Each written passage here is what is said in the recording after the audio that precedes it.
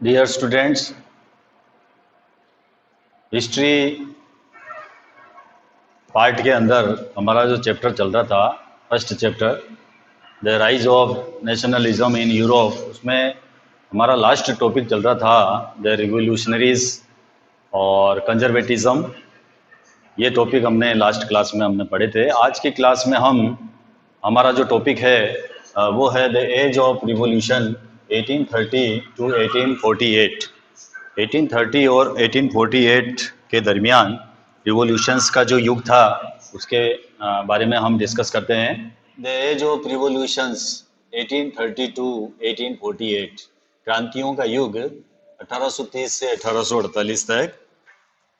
Conservative regimes try to consolidate their power, जैसे जैसे रूढ़िवादी जो व्यवस्थाएं थी, कंजर्वेटिव रिजाइम्स थी, उन्होंने अपनी ताकत को मजबूत किया। Liberalism and nationalism came to be increasingly associated with revolutions in many regions of Europe। वैसे वैसे उदारवाद और राष्ट्रवाद जो है उनको क्रांति से जोड़कर देखा जाने लगा। और ये जो है इन क्षेत्रों में इस प्रकार जो है देखा जाने लगा। Europe in such the Italian and German states, जो इटली और जर्मनी के स्टेट्स थे उसमें इस प्रकार की प्रतिक्रिया हुई। The provinces of the Ottoman empire, और ओटोमन एम्पायर्स के जो सूबे थे, जो प्रोविंसेस थे, वहाँ पर भी इस प्रकार की प्रतिक्रिया हुई। आयरलैंड एंड पोलैंड, और आयरलैंड और पोलैंड ऐसे कुछ क्षेत्र थे जहाँ पर रूढ़िवादी व्यवस्थाओं ने जैसे जैसे अपनी पावर बढ़ाई, वैसे वैसे जो उदारवाद था, जो ये लिबरलिज्म था और जो नेशनलिज्म था, come to be increasingly associated with revolutions. वैसे वैसे अनेक क्षेत्रों में उदारवाद और राष्ट्रवाद को जो है रिवोल्यूशंस से जोड़कर देखा जाने लगा। These revolutions were led by the liberal nationalists belonging to the educated middle class elite। और ये जो रिवोल्यूशंस था, ये जो क्रांति थी, इन रिवोल्यूशंस का जो लेड किया था, जिन्होंने इसका नेतृत्व किया था, वो उदारवादी राष्ट्रवादी थे, लिबरल नेशनलिस्ट थे, जिन्होंने इन रिवोल्यूशंस का लीडरशिप किया। Belonging to the educated middle class elite, और जिन्होंने इसको लेड किया था, जिन्होंने इसको नेतृत्व दिया था, वो शिक्षित मध्य वर्गीय विशिष्ट लोग थे। एमंग होम वर प्रोफेसर्स, इनमें कौन कौन शामिल थे? इनमें प्रोफेसर शामिल थे, school teachers, clerks and members of the commercial middle class. यानी रिवोल्यूशंस का जो नेतृत्व किया था, जिन्होंने इसको लेड किया था, उसमें प्रोफेसर शामिल थे, स्कूल टीचर्स शामिल थे, क्लर्क शामिल थे, और व्यापार वाणिज्य में लगे हुए मध्यवर्गीय लोग भी इसमें शामिल थे। मिडिल क्लास के लोग इसको लेड किया था। The first upheaval took place in France in July 1830। जुलाई 1830 में प्रथम विद्रोह फ्रांस में हुआ था। The Bourbon kings who had been restored to power during the conservative reaction after 1815, बुर्बो राजा, जिन्हें 1815 के बाद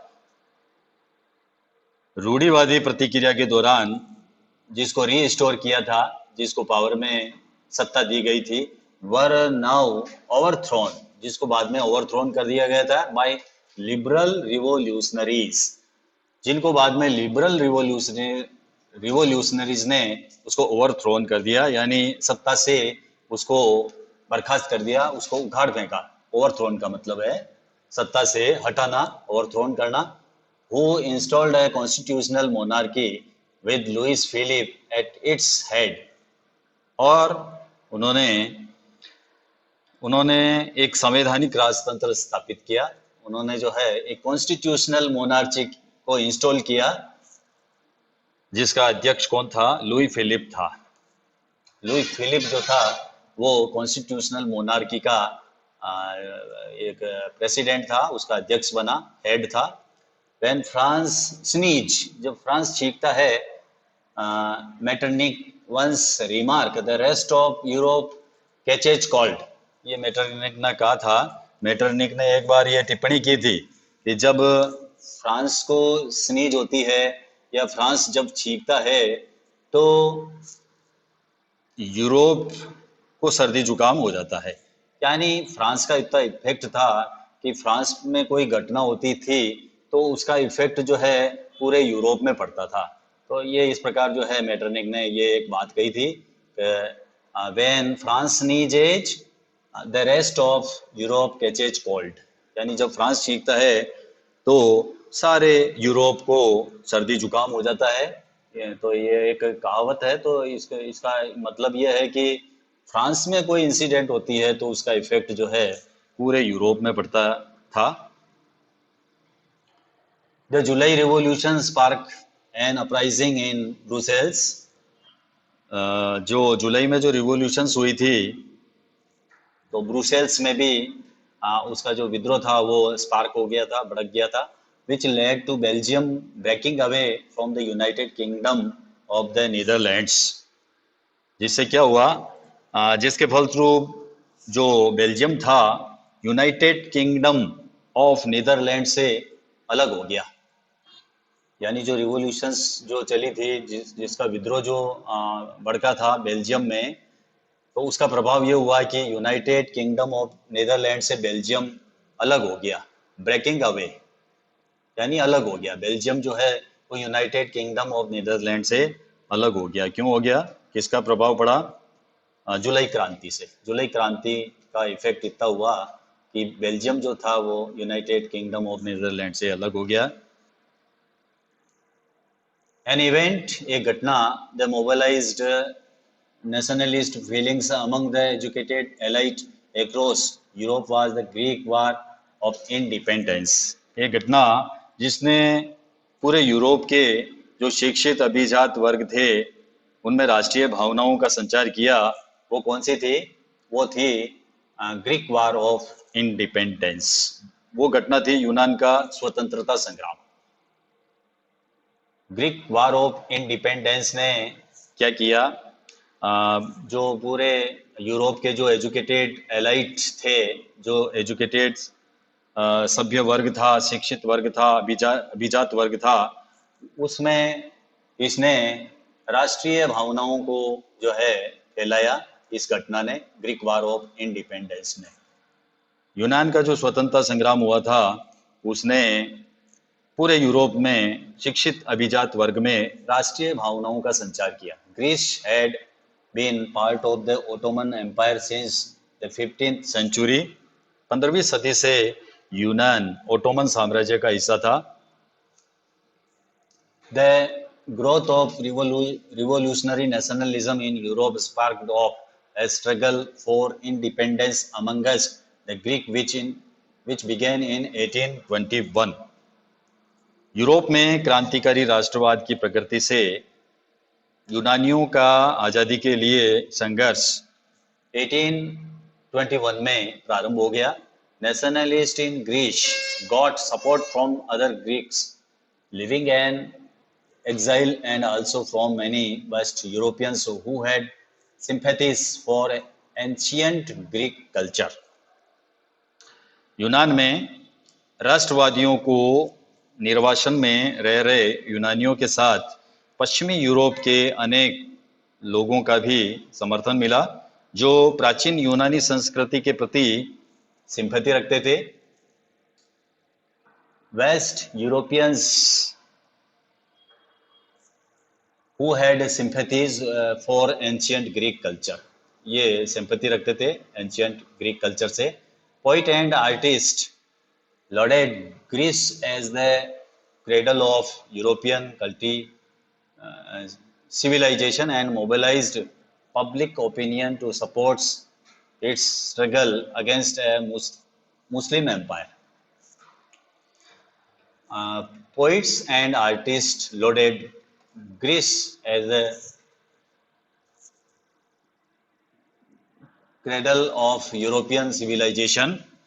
कवियों और कलाकारों ने यूनान को यूरोपीय सभ्यता का पालना बताकर प्रशंसा की और मुस्लिम साम्राज्य के विरुद्ध यूनान के संघर्ष के लिए उन्होंने जो है जनमत जुटाया। The England poet Lord Byron organised funds and later went to fight in the war. और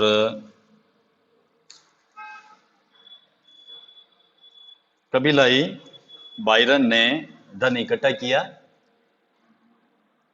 बायरन जो था, लॉर्ड बायरन, उसने फंड्स को इकट्ठा किया और उसके बाद में युद्ध में लड़ने के लिए भी वो गए, जहां 1854 में जो है बुखार के कारण जो है उनकी मृत्यु हो गई थी। Fever, died of fever in 1824। 1824 में फीवर के कारण उनकी डेथ हो गई थी। Finally the treaty of Constantinople of 1832 recognised Greece and independence nation. और 1832 की कुस्तुनतुनिया की संधि ने यूनान को एक स्वतंत्र राष्ट्र की मान्यता दी। The romantic imagination and national feelings. रूमानी कल्पना और राष्ट्रीय भावना, national feelings. The development of nationalism did not come about only through wars and territorial expansion. राष्ट्रवाद का जो विकास था केवल क्षेत्रीय विस्तार, टेरिटोरियल एक्सपेंशन एंड वार्स, इससे नहीं हुआ। डेवलपमेंट जो था नेशनलिज्म का, यानी राष्ट्रवाद का जो विस्तार हुआ, राष्ट्रवाद का जो डेवलपमेंट हुआ, वो केवल वार्स के कारण नहीं हुआ, टेरिटोरियल एक्सपेंशंस के कारण नहीं हुआ। इसमें किसका रोल था? Culture played an important role in creating the idea of the nation. Nation के आइडिया को क्रिएट करने में कल्चर का भी इम्पोर्टेंट रोल था। संस्कृति ने राष्ट्र के विचार के निर्माण में एक अहम भूमिका निभाई। Art and poetry, stories and music help the express and shape nationalist feelings. आ सकता है आपके एग्जाम में। नेशनलिस्ट फीलिंग्स को शेप देने में और इसको एक्सप्रेस करने में किसने हेल्प किया? तो आपको लिखना है poetry, stories and music and art. Art, poetry, stories and music, इसने हेल्प की। किसमें हेल्प की? Express and shape nationalist feelings. राष्ट्रवादी भावनाओं को व्यक्त करने में और उसको शेप देने में, एक्सप्रेस करने में जो इम्पोर्टेंट रोल निभाया वो इन्होंने निभाया। पोइट्री ने, आर्ट ने, स्टोरीज ने एंड म्यूजिक ने। कला, काव्य, कहानियाँ, संगीत, इन्होंने राष्ट्रवादी भावनाओं को व्यक्त करने में सहयोग किया। Let us look at romanticism. आइए हम रोमांटिसिज्म को देखें, रूमानीवाद को देखें।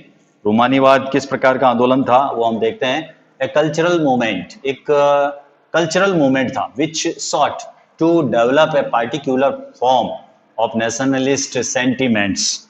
एक ऐसा सांस्कृतिक आंदोलन था, एक ऐसा कल्चरल मूवमेंट था जो एक खास तरह की राष्ट्रीय भावना का विकास करना चाहता था। Particular form of nationalist sentiments, एक राष्ट्रीय भावना का विकास करना चाहता था। Romantic artist and poets generally criticise the glorification of reason and science. ये क्या करते थे? ये किसमें विश्वास करते थे? जो रूमानीवाद था, जो रोमांटिक आर्टिस्ट थे और जो पोइट्स थे, रूमानी कलाकार और कवियों ने एक तो तर्क वितर्क, criticism, the glorification of reasons and science, उन्होंने तर्क वितर्क और विज्ञान के महिमा मंडन की, उन्होंने ग्लोरिफिकेशंस की उन्होंने आलोचना की। एंड फोकस, और उन्होंने फोकस किया, किस पे किया? Focus instead on emotions, institutions and mystical feelings. और उन्होंने जो है उसकी जगह पर भावनाओं, अंतर्दृष्टि, रहस्यवादी भावनाओं पर ज़्यादा जोर दिया। किन पर उन्होंने फोकस किया? इमोशंस के ऊपर, इंस्टीट्यूशंस के ऊपर, मिस्टिकल फीलिंग्स के ऊपर उन्होंने जो है ज़्यादा जोर दिया। Their efforts, उनका ये प्रयास था, was to create a sense of a shared collective heritage। उनका क्या प्रयास था? उनका ये प्रयास था कि एक साझा सामूहिक विरासत की अनुभूति, एक साझा विरासत, एक साझा सामूहिक विरासत की जो अनुभूति होती है, और इसके अलावा ए कॉमन कल्चरल पास्ट, और एक साझा सांस्कृतिक इतिहास या अतीत as the basis of a nations. उन्होंने उसको राष्ट्र का आधार बनाया, बेसिस बनाया। नेशंस का बेसिस उन्होंने किसको बनाया? कलेक्टिव हेरिटेज को और कॉमन कल्चरल पास्ट को उन्होंने राष्ट्र का आधार बनाया। किसको बनाया? एक सामूहिक, साझा सामूहिक विरासत की अनुभूति और एक साझा सांस्कृतिक अतीत, कॉमन कल्चरल पास्ट और ए कलेक्टिव हेरिटेज। इन दोनों को उन्होंने क्या किया? बेसिस बनाया। किसका बेसिस बनाया? नेशंस का। नेशंस का बेसिस उन्होंने हेरिटेज को बनाया, कलेक्टिव हेरिटेज को बनाया, और कॉमन कल्चरल पास्ट को उन्होंने जो है उसका आधार बनाया। Other romantic such as the German philosopher Johann Gottfried Herder, एक जर्मन दार्शनिक था जिसका नेम था योहान गॉटफ्रीड। उन्होंने क्या कहा? क्लेम्ड, उन्होंने जो है क्लेम किया, दावा किया, that true German culture was to be discovered among the common people. दास वॉक, ये जो रोमानी चिंतक थे, फिलोसोफर थे, इन्होंने दावा किया, क्या दावा किया? कि सच्ची जर्मनी संस्कृति किसमें निहित है? आम लोगों में, कॉमन पीपल में जो है वो जर्मन कल्चर जो है वो निहित है, ऐसा उन्होंने दावा किया। It was through folk songs,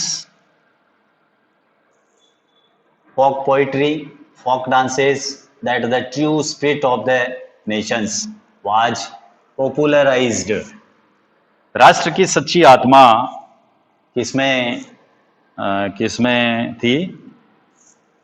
folk songs में, लोकगीतों में, फोक पोइट्री, लोक काव्य, एंड फोक डांसेस, लोक नृत्यों से जो है सच्ची राष्ट्र की जो आत्मा है वो प्रकट होती है। True spirit of the nation, जो नेशन की जो ट्रू स्पिरिट है वो किसके द्वारा प्रकट होती है? Folk songs, folk poetry and folk dances के द्वारा राष्ट्र की सच्ची स्पिरिट जो है वो पॉपुलराइज्ड होती है। So collecting and recording these forms of folk culture was essentials to the project of nation buildings. इसलिए लोक संस्कृति के इन स्वरूपों को कलेक्ट करना और अंकित करना राष्ट्र के निर्माण की परियोजनाओं के लिए ये नेसेसरी था। क्या कलेक्ट करना? कलेक्ट और रिकॉर्डिंग करना। किसको रिकॉर्डिंग करना, किसको कलेक्ट करना? ये जो हमने पढ़ा था, जैसे ये फोक डांसेज है, फोक पोइट्री है, फोक सॉन्ग्स है, इन लोक संस्कृति के जो ये स्वरूप है इनको कलेक्ट करना और रिकॉर्डिंग करना एसेंशियल था। किसके लिए एसेंशियल था? राष्ट्र के निर्माण के लिए, नेशन बिल्डिंग के लिए ये जरूरी था। The emphasis is on vernacular language, स्थानीय बोलियों के ऊपर एम्फेसिस किया गया, स्थानीय बोलियों के ऊपर बल देना। And the collection of local folklore was not just to recover an ancient national spirit। स्थानीय बोलियों के ऊपर एम्फेसिस करना, स्थानीय लोक साहित्यों को कलेक्ट करना, इसका उद्देश्य केवल प्राचीन राष्ट्रीय भावनाओं को वापस लाना नहीं था। Recover an ancient national spirit, national spirit को वापस लाना नहीं था। क्या था? But also to carry the modern nationalist message to large audience who were mostly illiterate. बल्कि आधुनिक राष्ट्रीय संदेश को ज़्यादा लोगों तक पहुंचाना भी था, जिनमें से अधिकांश क्या थे?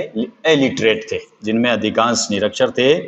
उन निरक्षरों में ये संदेश देना, आधुनिक राष्ट्रीय संदेश को इलिटरेट तक पहुंचाना भी था।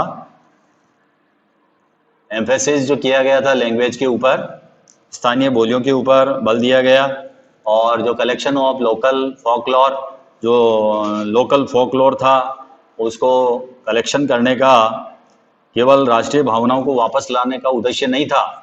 Was not just to recover an ancient national spirit, केवल एंशियंट नेशनल स्पिरिट को वापस लाना नहीं था, इसके अलावा but also to carry the modern nationalist message to large audience to who were mostly illiterate, बल्कि जो मॉडर्न नेशनलिस्ट मैसेज है उसको ज़्यादा से ज़्यादा लोगों तक पहुंचाना जो ज़्यादातर इलिटरेट थे।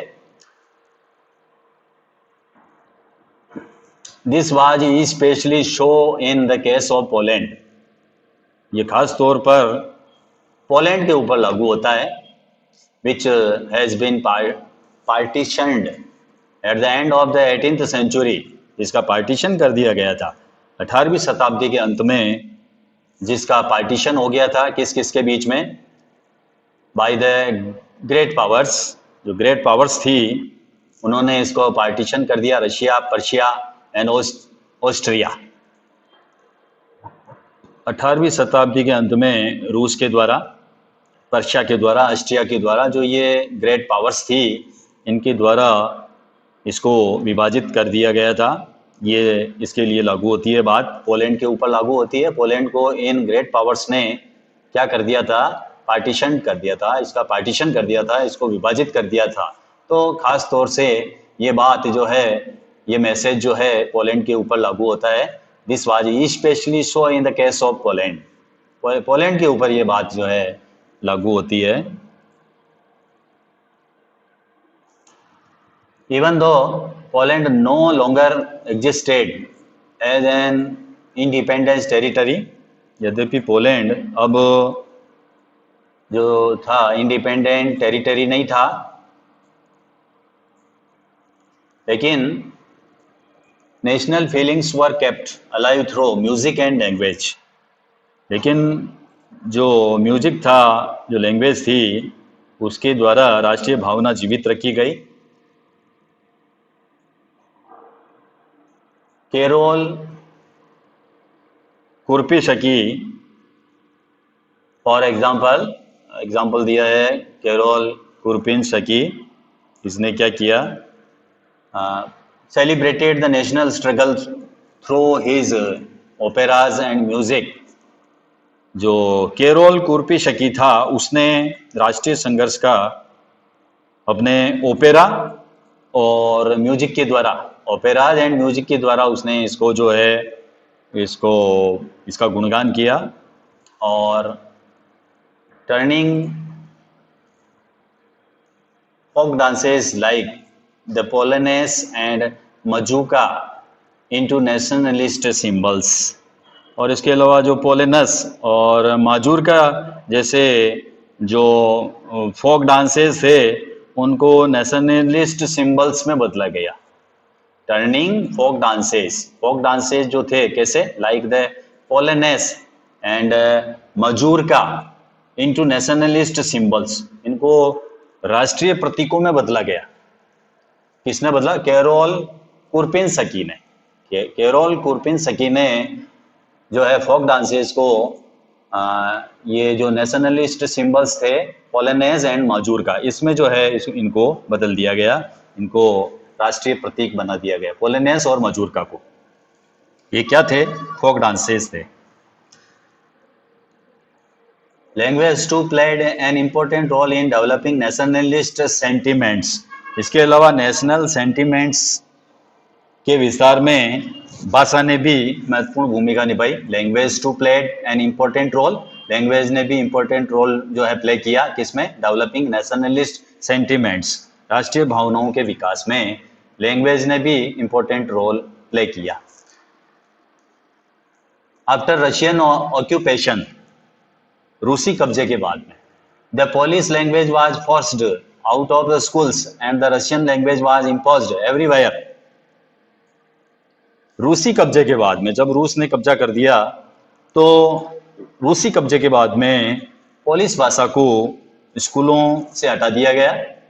Polish language was forced out of schools, forced out कर दिया गया पोलिश लैंग्वेज को, और उसकी जगह Russian language was impose everywhere, और उसको जो है सभी जगह रूसी भाषा को हर जगह फोर्स के रूप में उसको लागू किया गया, जबरन उसको रूसी भाषा को जो है हर जगह लागू किया गया. इन 1831, 1831 में an armed rebellion against Russian rule took place which was ultimately crushed. 1831 में रूस के विरुद्ध एक जो है विद्रोह किया गया, जिसे बाद में कुचल दिया गया, क्रश कर दिया गया बाद में. एक जो है 1831 में जो है एक विद्रोह हुआ था, सशस्त्र विद्रोह हुआ था. किसके विरुद्ध? रूस के विरुद्ध. रूस के विरुद्ध एक रिवोल्ट हुआ था जिसको बाद में क्रश कर दिया गया. Following this many members of the clergy in Poland began to use language as a weapon of national resistance. इसके अनेक सदस्यों ने राष्ट्रवादी विरोध के लिए लैंग्वेज को एक वेपन्स के रूप में उसको लिया, हथियार बनाया, लैंग्वेज को जो है एक भाषा के रूप में इस्तेमाल किया. Polish was used for church gatherings, church के आयोजन में पोलिश का इस्तेमाल हुआ, पोलिश लैंग्वेज का इस्तेमाल किया गया. Polish was used for church gathering, church का जो भी आयोजन होता था. इसके अलावा ऑल रिलीजियस इंस्ट्रक्शंस, जितने भी धार्मिक इंस्ट्रक्शंस होते थे, धार्मिक शिक्षा दी जाती थी, उसमें पोलिश लैंग्वेज का यूज किया जाता था. एज अ रिजल्ट, इसका परिणाम क्या हुआ? इसका नतीजा ये हुआ, a large number of priest and bishops were put in jail. इसका परिणाम ये हुआ कि बड़ी संख्या में जो प्रीस्ट थे और बिशप थे उनको जेल में डाल दिया गया. Sent to Siberia by the Russian authorities as punishment for their refusal of preach in Russian. रूसी अधिकारियों ने उन्हें सजा देते हुए उनको साइबेरिया भेज दिया गया, क्योंकि उन्होंने रूसी भाषा का प्रचार करने से उन्होंने रिफ्यूज कर दिया था कि रूसी भाषा का प्रचार वो नहीं करेंगे, इसलिए उनको साइबेरिया भेज दिया गया. किनको भेज दिया गया? Large number of priest and bishops को. The use of Polish can to be seen as a symbol of the struggle against Russian dominance. और पोलिश भाषा रूसी प्रभुत्व के विरुद्ध संघर्ष के प्रतीक के रूप में देखी जाने लगी. पोलिश भाषा जो है वो रूसी प्रभुत्व के विरुद्ध, जो रूसी प्रभुत्व था, जो रशियन डोमिनेंस था, उसके अगेंस्ट में जो है पोलिश भाषा को एक प्रतीक के रूप में जो है देखा जाने लगा. तो स्टूडेंट्स, आज की क्लास में हमने जो हमारा टॉपिक था the age of revolution 1830 to 1848, इसके बारे में हमने पढ़ा. नेक्स्ट क्लास में जो हमारा टॉपिक होगा वो होगा hunger, hardship and popular revolts. Hunger, भूख, हार्डशिप, विभिन्न कठिनाइयाँ, एंड पॉपुलर रिवोल्ट, जो जन विद्रोह हुए थे उसके बारे में हम नेक्स्ट क्लास में देखेंगे. इसके अलावा 1848 the revolution of the liberals का जो रिवोल्यूशन हुआ था 1848 में, वो भी हम नेक्स्ट क्लास में देखेंगे. Thank you, have a nice day.